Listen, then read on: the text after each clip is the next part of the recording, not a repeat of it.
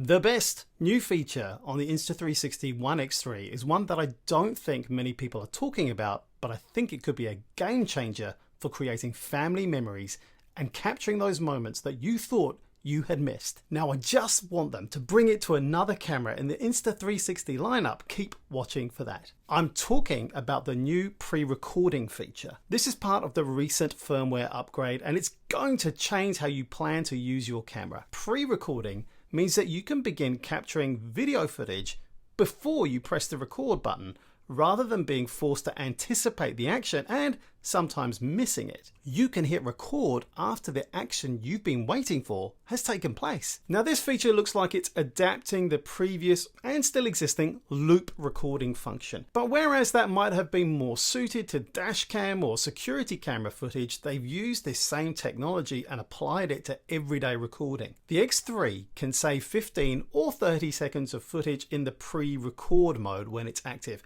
You can choose the option of 15 or 30 seconds. Once the shutter button is enabled, the pre-recorded footage will be saved along with the recorded footage in a single combined file. Insta360 Pre-record captures the action in a continuous buffer so that if an action happens before recording is enabled, the capture has already happened. So imagine waiting for your child to do that cute thing, maybe their first step, but you don't want to have your camera in your hand constantly. Now, you don't have to have that camera in your hand. You can select pre-record of 30 seconds, set your camera position up, and then just do your thing. So long as you get your camera within 30 seconds of whatever you've been waiting for happening, you've got it on video. And here's a great thing. You can pre-record in single lens 4K mode. So not only will you have better resolution if you know the frame that you want to film in, but it also gives you the ability to zoom in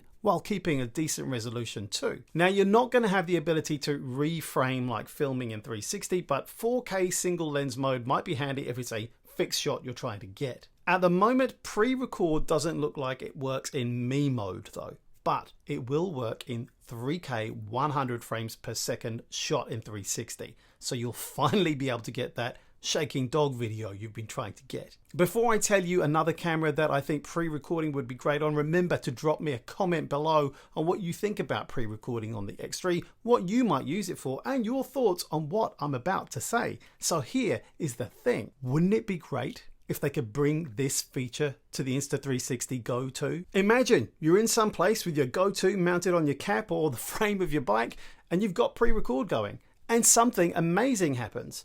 And so long as you can hit the record button, which is really easy, within 15 seconds, you've got it. Yes, you'd have to be pretty sparing with a short battery life on the Go2, but just imagine if that was an option for such a small camera that you've got already mounted on your body. I think it would be truly awesome. It would be great to have this because the original Go had an interval record mode for video, which Insta360 removed when putting out the Go 2. I can't tell you the number of people who have written or commented to me unhappy about that.